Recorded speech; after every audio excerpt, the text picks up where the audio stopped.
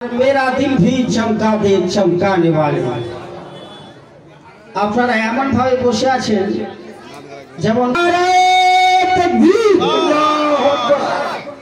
সবাই কিন্তু আওয়াজ বার হলো না বাবা, সবাই কিন্তু আওয়াজ জোরে বলুন করুন যাতে এখান থেকে অন্য জায়গায় পর্যন্ত আওয়াজ পৌঁছে যায়।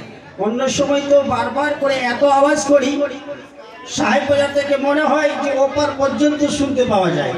তো নবীর মেহফিলে বসে আছেন, কমসে কম সুবহানাল্লাহ আলহামদুলিল্লাহ কমসে কম মন থেকে খোলাসা হয়ে পড়বেন। যতবার আস্তে পড়লেও পড়া হবে, কিন্তু পার্থক্য আছে।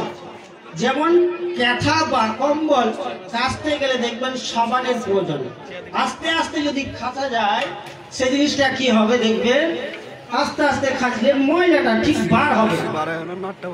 সেজন্য মা বোনেরা কি করেন, পুকুর ঘাটে হোক বা যেখানে কাপড় সাফ করে সেখানে দেখবেন কোমরে গামছাকে বেঁধে বা কাপড়কে বেঁধে বা শাড়িকে বেঁধে জোরে জোরে থাপাস থাপাস করে মারে।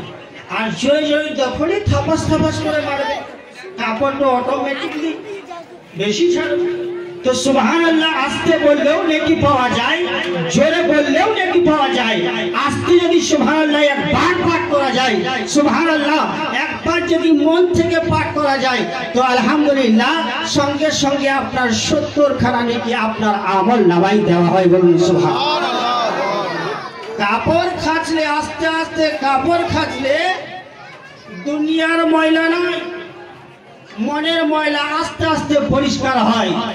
আর যদি আপনি সুবহানাল্লাহ আলহামদুলিল্লাহ জোরে জোরে পড়বেন তো আপনার মনের ময়লাগুলো সমস্ত উঠে ছারখার হয়ে যাবে। বলুন সুবহানাল্লাহ।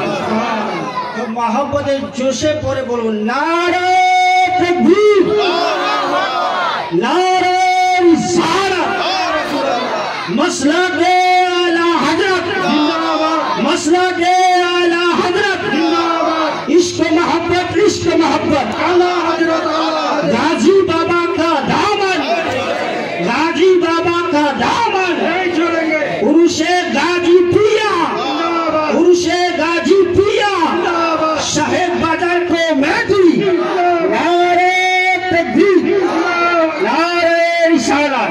ব্রাদার ইসলামিয়া সময় খুব নেব না, দুটি বা তিনটি ছন্দ পড়ার জন্য যে সাহেবকে আনা হয়েছে मोहम्मद मुशर्रफ हसन के आसार जन अनुरोध करब कि मोहम्मद से वफा तूने तो हम तेरे हैं।